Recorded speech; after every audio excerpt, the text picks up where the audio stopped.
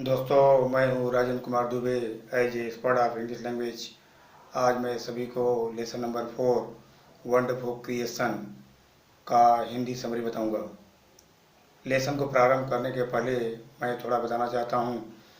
सर्वप्रथम भगवान ने नारी की रचना किया था। नारी के कैसे क्या गुण होते हैं, क्या होना भी चाहिए, यहाँ पर राइटर ने डिक्टेट किया है। आइए हम उसका हिंदी समरी आपको बताते हैं। अच्छे प्रभु उन दिनों अत्यधिक व्यस्त थे। उनका काम करने का छठा दिन था। जब वह अपने एकाग्रचित्त के साथ काम कर रहे थे, एक देवदूत आ पहुंचा और टिप्पणी करके उसने बोला, आप इस प्राणी को बनाने में बहुत सावधानी बरत रहे हो। भगवान ने कहा, यह सत्य है। क्या आप विस्तार से इसके बारे में जानना चाहते हो? भगवान ने कहा, क्या आप इसके बारे में विस्तार रूप से जानना चाहते हो? इसके बारे में जानने के लिए देवदूत बहुत जिज्ञासु था और उसने बोला, इसके बारे में क्या है प्रभु, जरा मुझे बताइए। भगवान ने कहा, इसके सारे शरीर के भाग, हलन चलन और स्थानापन्न होना चाहिए। इसके पास एक गोद है। जब वह खड़ी होती है तो उसके गोद खत्म हो जाते हैं। मैं इसका पूरा ध्यान दिया हूँ, एक टूटे हुए पैर से लेकर के टूटे हुए दिल तक, यहाँ तक कि इसके पास 6 जोड़ी हाथ हैं। इसको निश्चय ही जिधर भी भोजन लेना चाहे वहाँ से वह ले सके, और 3 जोड़े आँख तो होना ही चाहिए इसको।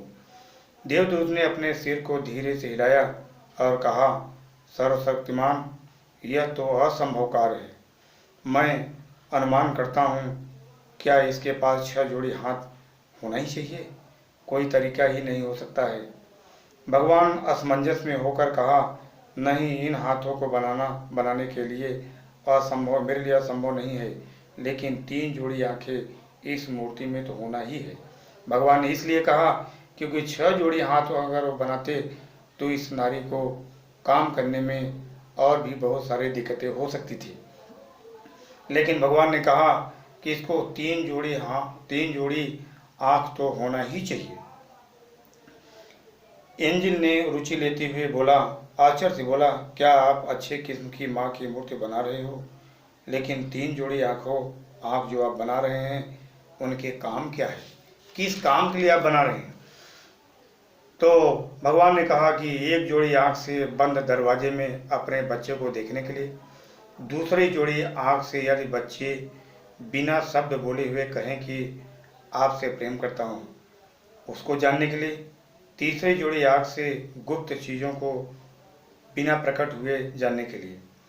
देवदूत ने भगवान से निवेदन किया, कृपया बिस्तर पर चले जाइए, एक दिन में इतनी परेशानी को मत सहिए। भगवान देवदूत के निवेदन को तिरस्कार कर दिया। भगवान ने कहा, लगभग सारे कामों को मैं पूर्ण कर लिया हूँ। इस मूर्ति में मैं लगभग अपने अच्छे विचारों को डाला हूँ। यह माँ जब भी बीमार होगी अपना निदान स्वयं कर लेगी।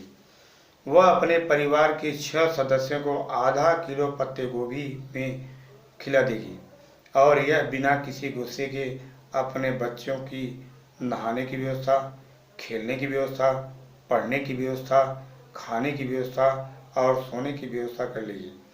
देवदूत माँ की मूर्ति के चारों तरफ धीरे से गया और उसने उस मूर्ति को छुआ और बोला, यह तो बहुत मुलायम है। भगवान उत्तेजित होकर बोले, बहुत कठोर भी है। जितना मुलायम है उससे ज़्यादा कठोर भी है। आप कल्पना भी नहीं कर सकते हैं कि माँ क्या कर सकती है तथा क्या सहन कर सकती है। देवदूत ने पूछा, क्या यह सोच सकती है? भगवान ने उत्तर दिया, यह सोच ही नहीं सकती बल्कि समझौता भी कर सकती है। देवदूत प्रभावित हुआ। वह मूर्ति के नज़दीक गया और अपनी अंगुलियों से उस मूर्ति के चेहरे पर छुआ और बोला, प्रभु, इसकी आंखें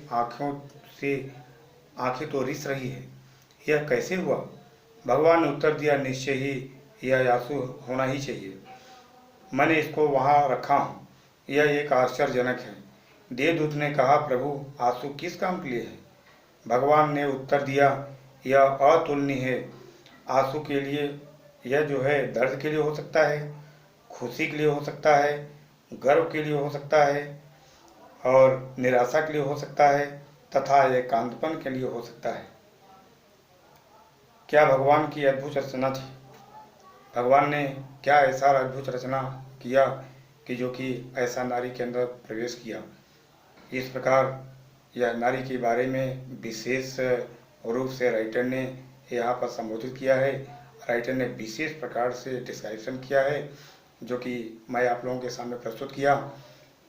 जैसा कि मेरा वीडियो आपको पसंद आया होगा, यदि आपको पसंद आया होगा तो लाइक भी करिएगा, शेयर भी करिएगा। फिर अब अगले वीडियो में आपसे मिलूँगा। जय हिंद, जय भारत।